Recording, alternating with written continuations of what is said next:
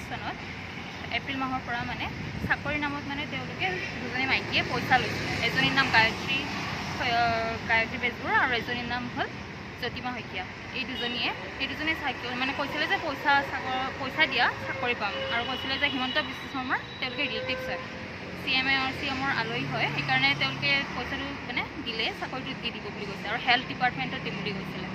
আৰু কৈছিলে যে মানে লাহে লাহেকৈ তোমালোকে দিয়া যিখিনি পাৰা, আৰু মই জল্দি দিম। কিন্তু এতিয়া 4 বছৰ হৈ গ'ল আৰু মোৰ মা দেউতাও মানে ঢুকালে।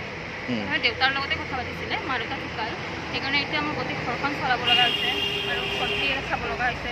কিন্তু প্ৰব্লেম হৈছে কাৰণে এতিয়া মানে মই আইনৰ ওচৰতো গৈছিলোঁ। আজি মই FIR দিলোঁ। এতিয়া FIR দিয়াৰ পিছত আৰু এতিয়া মানে তেওঁৰ ওপৰত মানে কেছ কৰা হৈছে বাৰু। এতিয়া চাওঁ কি হয়। আৰু এতিয়া মানে কি বিভাগৰ কাৰণে চাকৰি দিম বুলি কৈছিলে? Health department.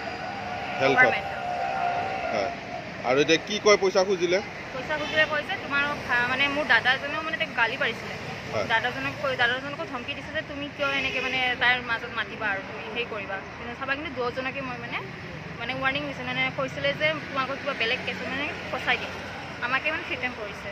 মানে যেতিয়া তোমালোকে পইচা খোজা তেতিয়া উল্টা মানে তোমালোকক এই কোনগৰাকীয়ে কৈছিলে? এইজনী গায়ত্ৰী বেজবৰুৱা। এতিয়া তোমালোকে কি ভাবিছা, মানে কি কৰিবা বুলি ভাবিছা? সেইকাৰণে কেছটো পইচাটো লাগে, কাৰণ তেওঁলোকে বহুত মানুহৰ পইচা খাইছে ন, বহুত, আৰু মানে সেনেকৈ কিমান মানুহৰ মোৰতো খাইছে আৰু বেলেগৰ খাব নালাগে যাতে, সেইটোৰ ওপৰত সেইকাৰণে মই আজি তেওঁৰ ওপৰত কেছ দিছোঁ। আৰু বেলেগ হ'ব নালাগে যাতে ঘৰখন চাব, মানে সেইখিনি কামটো সকলোৰে ভাল হ'ব লাগে ন। ইমান পইচা মানে হেৰি হৈ পেলাই কৰা গৈছে, পইচা মানে দেউতাৰ কষ্টৰ পইচা হয়। তোমালোকৰ ঘৰত কোন কোন আছে এতিয়া? এতিয়া মোৰ দুজনী ভণ্টি আছে আৰু মই। এতিয়া ঘৰত চাবলৈ কোনো নাই, সেইকাৰণে বৰ্তমান এতিয়া মই সেইটো হাত উঠাই মানে ষ্টেপ ল'ব লগা হৈছে।